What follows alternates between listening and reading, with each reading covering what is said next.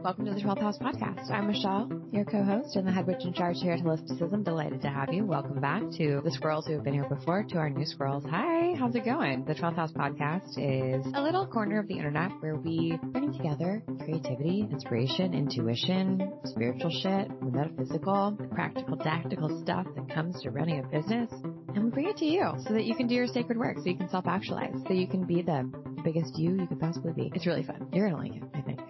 Anyway, let's get into today's episode. Hey, it's Michelle. So I'm tuning in because we had some slight technical difficulties. Yes, we recorded during Mercury retrograde, so it's to be expected. But my mic and my sister's sound are a little funky on this episode. Sorry for the low quality, but maybe you can just pretend that you're on a three-way call with us. I don't know. That's kind of what it sounds like to me. Just wanted to let you know we did our best to clean it up and make it as listenable as possible. So hopefully you still got through the app because it's a pretty good one. But Mercury microphones, they have a mind of their own sometimes. Hope you enjoy this episode, and thanks for tuning in for our three-way call. Hi, Mel. Hi. Happy to be here. I'm so excited that you're making your appearance, your premiere on the 12th House Podcast. I know, me too. I feel like I've been haunting holisticism for, 10 years now, so it feels right. Since before it was even a freckle in my eye, you've been haunting it. Yeah, pretty much. Story of my life. Yeah. And if you're listening to this, is Michelle on echo mode? Is she talking to herself? Kind of. I'm talking to my sister, my best friend, the sort of 2.0 version of me, because my parents tried the first time around, then they were like, I think we could do a little bit better. Let's try again. And then they got Mel. My sister, Melanie Pellizzon, Malang. Mel, welcome to the 12th House. I'm so happy that you're here. Thank you. I am too. I'm honored. Well, we're here for Friday Philosophies, which means I'm going to do what I've been doing to you for probably my whole life, which is talk at you for a little bit about a concept that I'm obsessed with, and you are going to pretend to be interested and engaged because you're a delightful person, and then we're going to talk about it. But I really wanted to have you on for this conversation to talk to you about prolific people because of what you're up to right now. You're in your second year of grad school. Can you tell people a little bit about what you're studying and your focus? I certainly can. I am in my second year of a couples and family therapy program. So at the culmination of that program, I'll receive a degree in a master's in marriage and family therapy, technically. I like the term couples and family therapy. It's a little bit more inclusive. So the goal for that will be for me to become a therapist. It's a big pivot from what I was doing before, but when you turn 30, things shift, things fall into place in a big way. Life happens, man, and it's crazy. Yeah, what were you doing before? Tell people really, really briefly what you had done in your early 20s and mid 20s. Yeah, I lived life in the chaotic lane. I worked in entertainment for 4 years. After graduating from college, I worked at a talent agency, then a production company, and then I switched over to ad tech, specifically working with TV ads and machine learning. So basically, the crux of that is how can we help startups and their marketing teams better measure TV ads, because those are really challenging to measure. And in a lot of ways, that was fun. And then the pandemic hit, and I realized, oh, wow, I don't know if I can do this for the rest of my life. I don't know. There's just something about this that feels like it wasn't for me at that time. And no knocks to anyone in that industry. I had a lot of fun. I learned a lot doing it, but again, with the pandemic, I'm sure a lot of people felt this way, like things just really shifted for me priority-wise. What filled my cup changed, and, things became clearer to me in terms of how I wanted to not only spend my time, but contribute to the communities around me. And so that put things into high gear, basically, of, at 28, how do I start over in this career that I have no experience in, I know no one in, but I am a stubborn Leo, and for me, a challenge is really fun. So I thought, let's do it and see what happens. And here I am. You're so young. 28 is like, I know. It's so young. It's so young. Oh my God. I started holisticism at 28. I didn't know what I was doing. You're a baby. You have plenty of time. Well, I'm 31 now. For that. Well, yeah, but like you're still a baby. Yeah. Totally. You're basically the same age as Rhodes, No. I'm also learning how to walk alongside him. Hobbling along like a little gremlin. Yeah, exactly. That's what grad school feels like. Taking 4 naps a day. Yeah, that is grad school. That's true. There's so much you guys have in common. That's why you're my 2 favorite people in the world. I mean, obviously so many people can relate, especially listeners of the 12th House podcast, to waking up and being like, what the fuck am I doing with my life? And I hate my job. And excuse me, I'm supposed to do this for 40 more years. I think I'm not joking you. I remember that moment at my job. I was like sitting at my desk and I was like, I literally thought I'm wasting my life here. Like every moment that I'm here, I'm wasting my life. It would be better to just quit and go work at a juice store, like because this is it's like sucking the life force out of me. It sounds so dramatic, but that's the truth of it, really, when you know that you're in the wrong space. Yeah. It's like having a pebble in your shoe that you need to take it out. You need to stop what you're doing and just end it. What was my super bleak wake-up call was one day I woke up. So this was a year and a half into the pandemic. I was working really long days like many of us were because we were stressed. It was like the only thing we could do was work, right? Mm-hmm. Work and watch TV. And I remember one day I was like, man, wouldn't it be nice if I just got hit by a car and broke my leg and was in the hospital for 2 weeks so I could just take a break? And I had that thought and kind of thought through it and I was like, oh my God, I need to quit. I need to seek treatment. I am unwell for that. Mentally ill. But I mean, anyone out there, you're lying if you haven't had a thought where you're like, wow, I wish I could just be really sick for 2 weeks and no one could bother me. And right. When you're really stressed or burnt out, you're like, oh my God, yeah, being in the hospital, being in a coma would be such a nice vacation, such a relaxing. You have been hit by a car before. So. And listen, that's why I was like, I can rationalize this because I have been hit by a car. I know it's bad, obviously. I wouldn't wish it upon someone, but I can do it. You're like, I survived once. I mean, I'll take those odds. I'll try it again. Back. Yeah, exactly. So that was my cue of maybe it's time to pivot. It's good that you had that moment of recognition.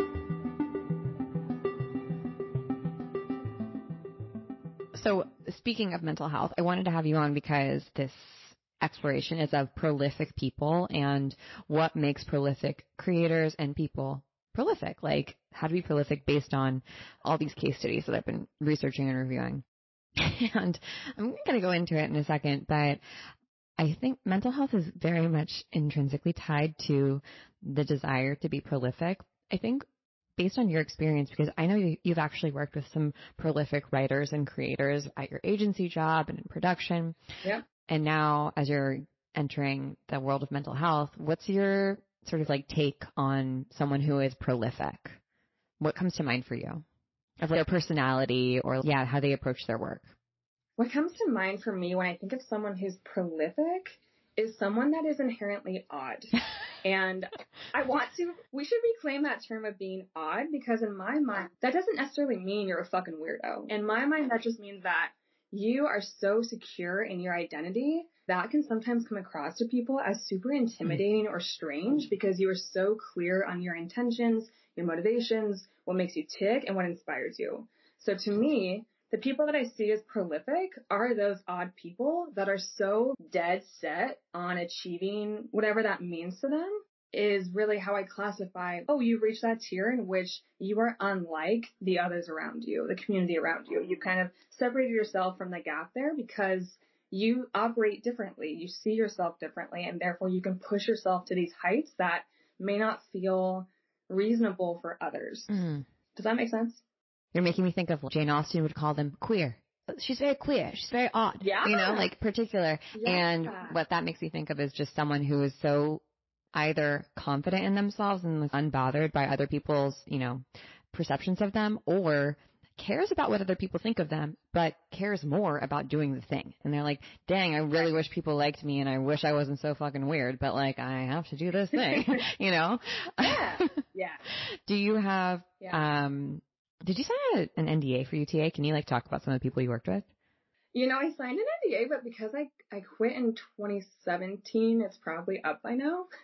Okay. Because you worked with, you worked on the desk that covered Ryan Murphy, right? And he's a pretty prolific creator. I worked on some Ryan Murphy shows at my production company, actually. Yes. Right. Yes. So yes, I'm 2 degrees separated from Ryan Murphy. Never met him personally, but worked at I would say his team. A pretty odd person. 100%. 100%. Can you color that a little bit more, or are you not allowed to say? For the most part, I've learned that if you don't have anything nice to say, you shouldn't say anything at all. So that's kind of what's coloring my perspective. But Okay. I will say this about him.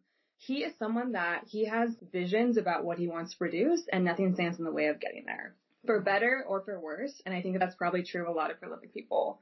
I think that there's no sort of boundaries or guardrails or road bumps or speed bumps that feel like inconquerable to them. Mm-hmm. And I'd say that's very true of Ryan Murphy. Mans has a whole slate of thousands of shows that he's constantly thinking about and tinkering about. He knows like all the meticulous details of the ins and outs of his business. And in some ways, I imagine that's admirable, but in a lot of ways, I think that can really infringe upon a person's sense of relation to others around them.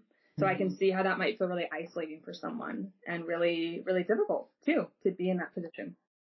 Do you remember anything or know anything of his work style, like how he would write, or were you not privy to that information? I wasn't privy to how he would write. I was privy to how he interacted with writers in the writer's room, though. And I imagine this is probably true of other prolific people, and that the bar of expectations is quite high. And that might be enforced on others around them. Again, maybe not realistic in some capacities. So that can really either motivate a team or a report, for instance, or someone in the writer's room that you're working with, or that can really manipulate them. Unfortunately, I imagine in many cases you don't know until you try and you see like, how are these people going to oscillate and adapt to me when I'm in this room and I'm this unstoppable force? Now, I think he's in a different position in that he came into many of these rooms that I was, adjacent to with this already well-established name and career. So there is a lot more flexibility to be a badass in ways that maybe people wouldn't encourage or we wouldn't necessarily condone. But to your point, he had a name, and this is something that we're going to see repeated with prolific people, is they just do a lot of shit. Like, they just he has a name because he's just made so many shows, right? And a lot of them weren't good. In fact, a lot of them were banned.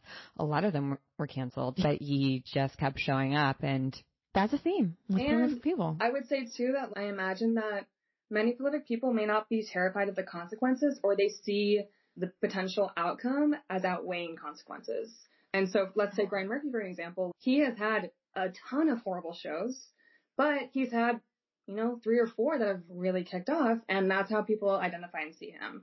And so in his mind, and I know this from working with his team for about 2 years or so, that didn't stop them. Getting kicked by FX and getting a show canceled or whatever it may be, like, that was just another Wednesday for them. So I think that's another resiliency piece maybe of knowing that, okay, some days it's not going to work and the consequence is not going to be helpful for me, but that's not going to bother me because I know that I can do more and I'm not bothered by it.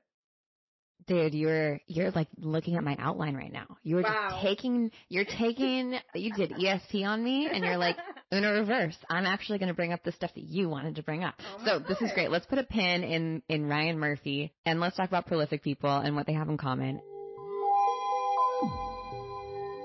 One thing about me is that I am very, very lazy, and it's confusing because I'm really good at working really hard, but in my core, in my soul, I'm really a slug. I'm a slug on the sofa. That is my true calling. And the more often I can be blob, the happier I tend to be. And so, running a business doesn't necessarily work cohesively, isn't necessarily synergistic with big blob energy, but I found it's actually more doable than one might think. And that's why I created Creators Cashing In. Creators Cashing In is one of our Notion for Magical Baddies classes, meaning it's taught live inside of Notion, and you get tons of Notion templates to go along with the course. It's our Notion for Magical Baddies class that I created for the creators among us who make content and want to get paid for it. If you're a writer, if you're a podcaster, if you're a teacher, a guide, if you're someone who wants to run a community or has a community, but you haven't figured out how to make it a fair, energetic exchange for the work that you do, Creators Cashing In is for you. And really, like I said, I'm lazy. The reason I created it is because these businesses, while so fun, can be really emotionally exhausting and really just time intensive, especially if you're unorganized and you don't see how everything comes together. And for the nonlinear thinkers among us, myself included, that part, getting it all organized, prepped, systematized, can be really, really difficult. And in the muddling through every single day and always feeling like you're behind deadline and like you're not making enough money and like you're not sure if the next step that you're making is the right one, not only does that just objectively suck, scientifically, it makes your creativity plummet by, at least 400%. Allegedly. And the point of Creators Cashing In is to help creatives like you and me, nonlinear thinkers, get organized, get clear, and monetize the incredible content and knowledge that they're already sharing with the world. So, good news, Creators Cashing In is open. Doors are opening, and I would love to have you in the course. I won't be teaching this again for at least another 6 months, but it's one of my favorite things to teach, and there's a ton that I've added into the course this time around. So, if you're thinking of running a digital course, selling digital knowledge working products, building a community, monetizing your podcast or your email newsletter, this course is for you. I'd love for you to join us, and you can learn more at the link in our show notes.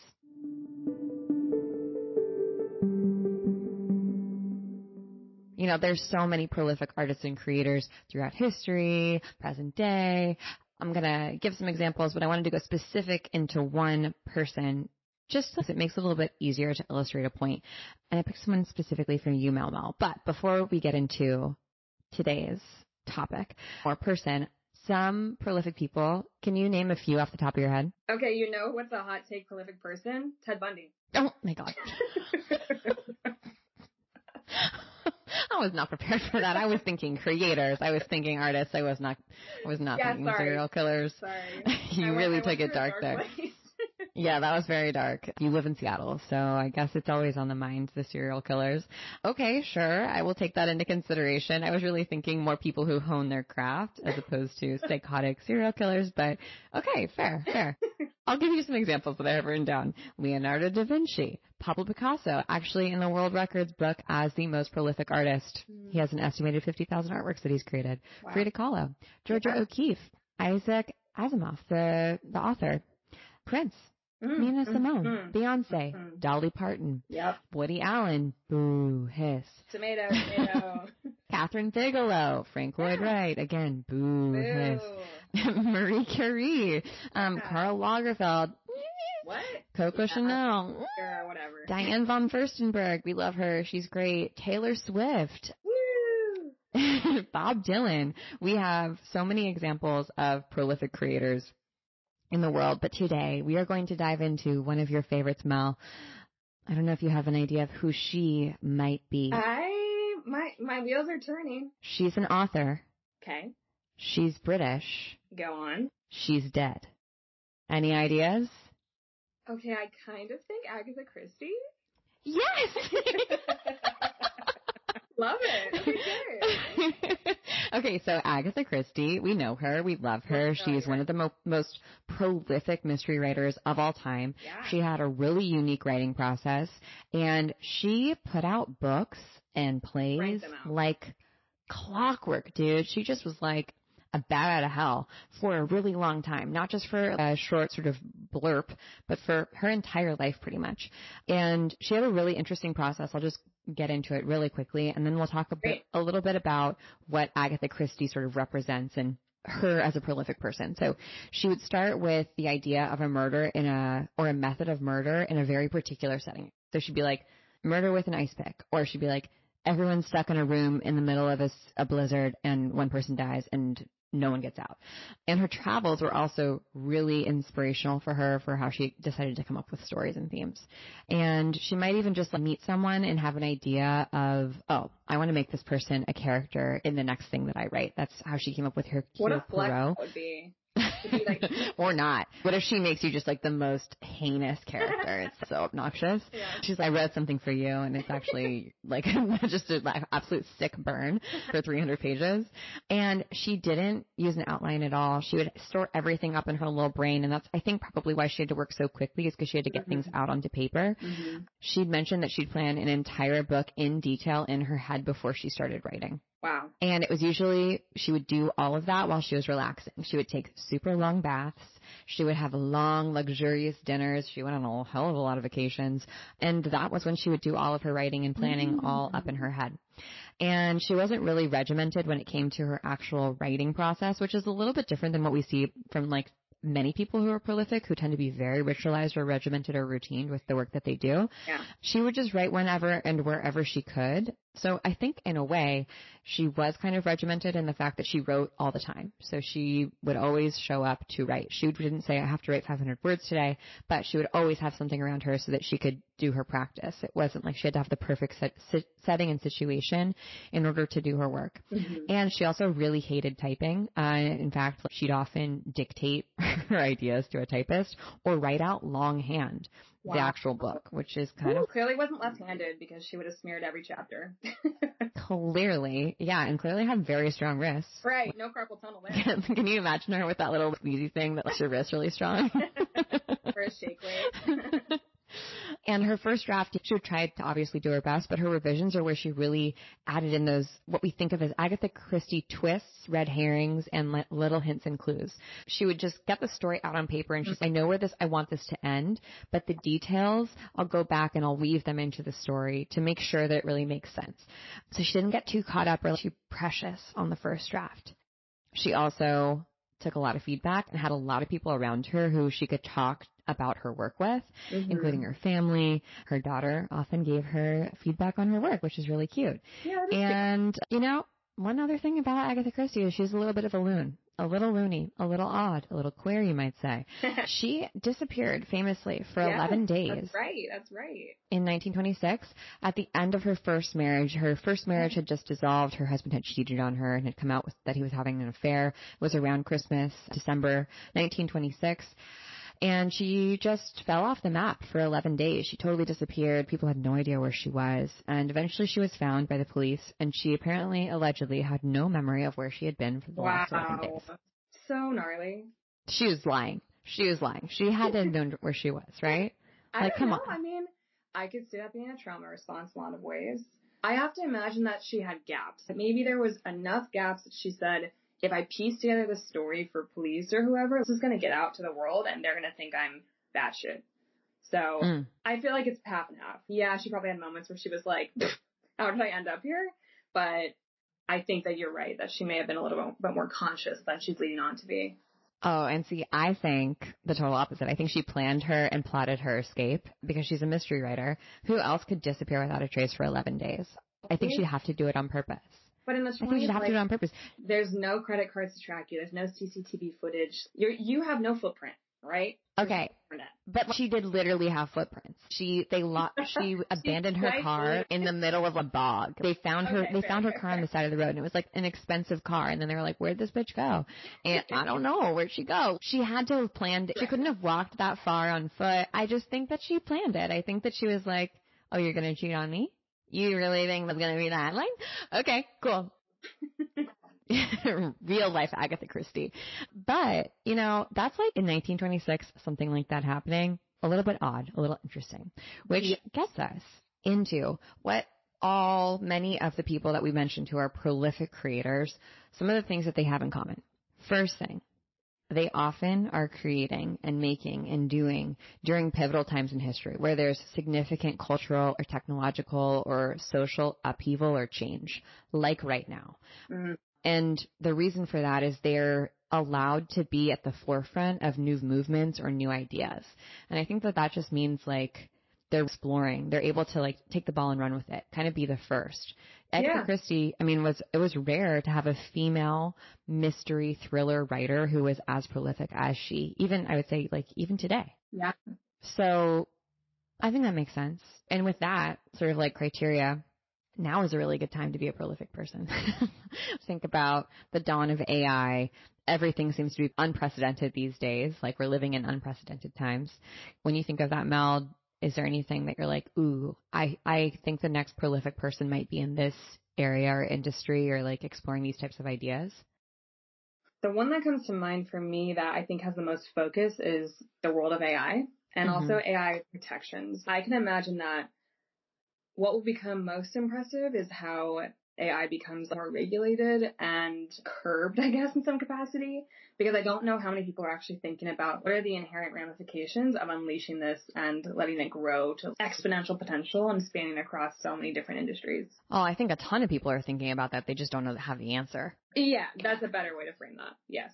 But that's a good point. Yeah. Like that's really our most probably topical and uncharted area. I would say so. I mean, and I think that will be something that, like, when I think about, okay, if it's 2023, what's going to be making history books that is going to be taught in grade schools over time? Obviously, the pandemic is still there. It's still happening. It still will be a focus. But also, I can see AI taking up a bigger piece of that puzzle, a bigger piece of that chapter in the coming textbooks. So that's where I would imagine that the next kind of prolific creators, whether that is software developers or legislators, or I'm not sure yet. I'm not sure what that's going to encapsulate, but I think that could be a good place to look and see who is the originator going to come out from this. So that's what I'm thinking about. Cool. I take that.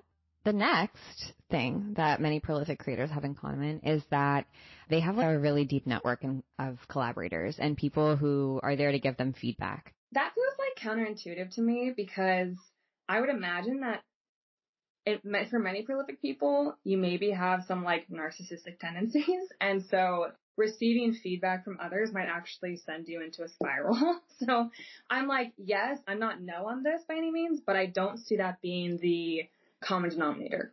Yeah, you know what's interesting is that I think it's actually two sides of the same coin, because a ton of really prolific people have these like deep networks. Think of the Belle Epoque era in Paris and how many artists were like connected to each other, impressionists, and inspiring each other, Gertrude Stein's salons, just so many people who were influencing each other's work and getting feedback from each other, but at the same time, and really socializing with each other. But at the same time, another super common theme is sort of like hermitage and like going internal or time alone, necessary time alone. In fact, many of these artists, like their time alone is necessary for them in a way and out of the spotlight in order to create. Vincent van Gogh was his most prolific when he was in a mental hospital, like a mental institution. Emily Dickinson was basically like locked in her house for unknown reasons, perhaps because she had epilepsy, perhaps because she just didn't want to be around other people. And she was prolific. She actually wrote in the middle of the night, and no one knew she was a writer until she died. That's when they discovered her work. So to me, as an introvert, that's very inspiring, because I'm like, okay, great. I don't have to be like out and floozy about the town talking to everyone in order to still be like, I don't have to be like networking and going to events all the time. Yeah, exactly. In order to make it's harder. Yeah, it's really hard, and I'm not made for it. And prolific people, they have a routine. Like they've got discipline and work ethic.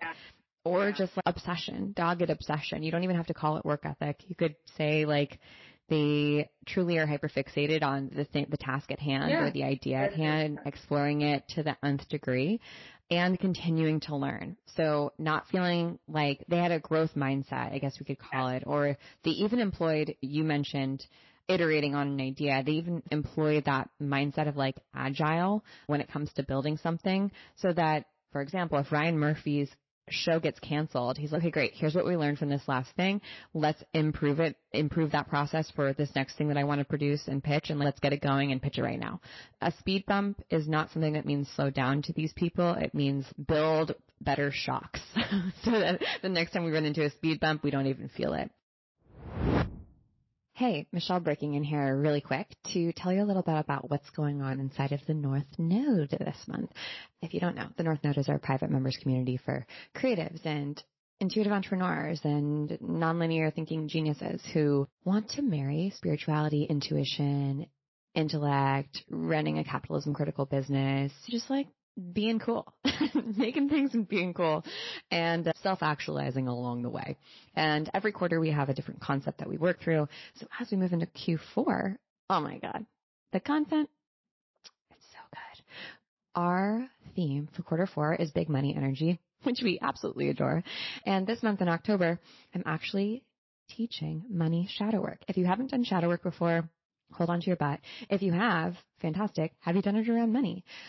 It's a whole different ballgame. But this course, we go through together as a community, all 400, 500 of us. And each day there's a different prompt. We answer the questions, we work through it together. And it is incredible, the revelations that people have, not just about the psychology of money for them, but also the potential blocks or I guess like the spaces that they just haven't quite opened up in their mind or in their consciousness yet around what's possible for them. And, you know, that sounds all really good in theory, but in practicality, it always leads to finding money, making more money, being more comfortable around money, and honestly thinking about money as this magical thing, which I don't know, I think it really is. So that's what's up in this month of the North Node. If you're curious about joining, our doors open at the end of the year, in the middle of the year, but you can join the wait list. Sometimes we pull people off the wait list when we have people graduate, and you can learn a little bit more at the link in our bio. Okay, that's all I've got for you. See you in the North Node. Well, and I also wonder, like, at what point does that become maladaptive?